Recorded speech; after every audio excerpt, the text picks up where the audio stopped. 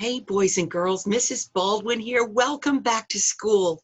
I've got one of my favorite books for the beginning of the year, well, any time of the year, and it's called The Hair of Zoe Fleeenbacher Goes to School.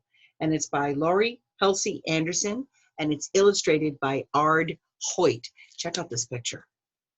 Whoa, it's pretty intense. Here we go. The Hair of Zoe Fleeenbacher Goes to School. Zoe Fleeenbacher had one blue eye and one green eye and bright red hair that went on forever.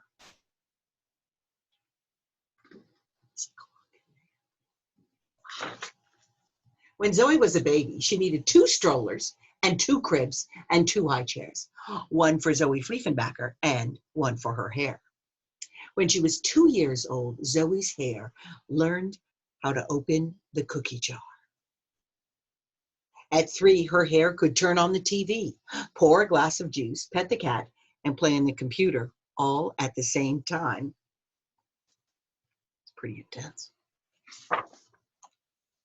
At 4, it learned to fly. Mom and Dad Fleeenbacher threw out the brushes and combs. The hair of their Zoe was wild and beautiful. It was her sail, her kite, her flag. Zoe had Miss Broadhag for kindergarten. Miss Broadhag let Zoe's hair pick up the trash, erase the board, and set the table for snack. At nap time, the hair was a comfort. Oh, look, it's wrapped around him, keeping him warm. Zoe had Ms. Trisk for first grade. Ms. Trisk did not fool around. "School has rules," she said. "No wild hair in my class." Zoe Fleeenbacher's hair did not listen. When Ms. Trisk wrote on the board, Zoe's hair tickled everybody. Ms. Frisk sat Zoe in time out. Zoe's hair drew all over the walls. She's not doing it. Ms. Trisk took charge of the situation. Big mistake. Big mistake. "This must stop," shouted Ms. Trisk. "School has rules." The hair's dumping out the pets. The kids are all running. Ms. Trisk demanded a meeting with the principal.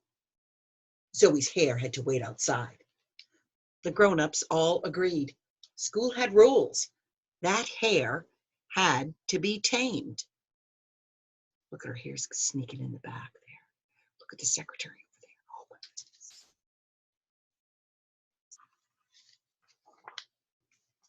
Zoe tried a ponytail. It didn't work. She tried braids. No good. Zoe tried scrunchies, barrettes, clips, headbands, rubber bands, bobby pins, and duct tape, all at the same time. The class held its breath. It worked. The hair stayed under control during spelling. A scrunchie broke during math, but the hair didn't move. 2 barrettes slipped out during snack time, but the hair did not move. "First grade has rules," Ms. Trisk reminded the class.